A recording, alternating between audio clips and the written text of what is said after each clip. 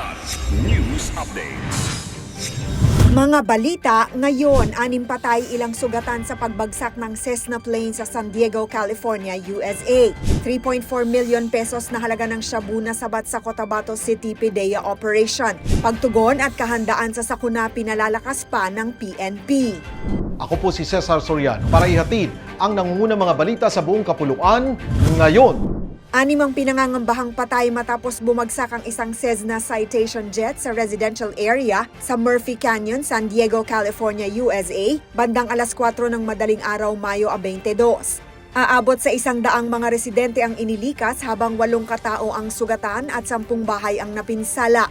Patay sa insidente si Dave Shapiro, 42, isang music agent at co-founder ng Sound Talent Group. Kabilang sa mga sakay umano ang dating drummer na si Daniel Williams ng bandang The Devil Wears Prada. Ayon sa mga otoridad, makapalang fog sa lugar at walang weather advisory system sa paliparan nang subukang lumapag ng eroplano. Tumama rin ito sa linya ng kuryente.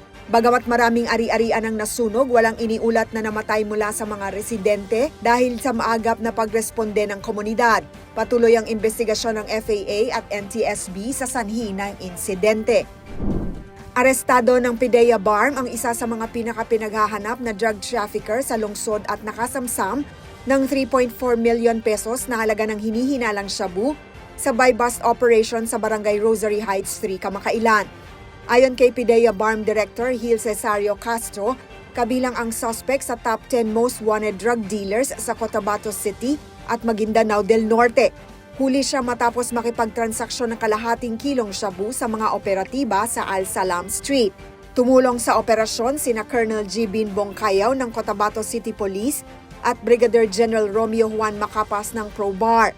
Ang suspect ay kasalukuyang nakakulong sa PDEA Detention Facility sa PC Hill at haharap sa kasong paglabag sa Republic Act 9165 o ang Comprehensive Dangerous Drugs Act of 2002. Pinalalakas pa ng Philippine National Police o PNP ang kakayahan nitong tumugon sa anumang uri ng kalamidad at pinaigting ang kahandaan sa sakuna.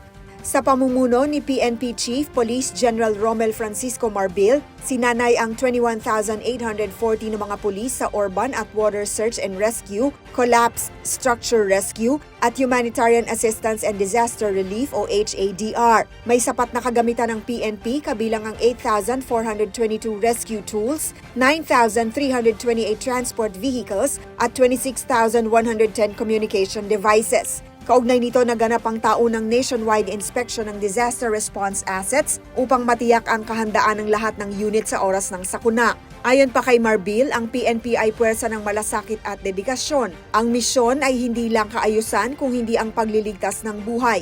Layunin ng PNP na patatagin ang tiwala ng publiko sa panahon ng krisis. Para sa Kilat News Channel, ako si Rosalyn Sinchonco, nag-uulat. Ako po si Cesar Soriano, kasama nyo sa bawat pagputo ng balita.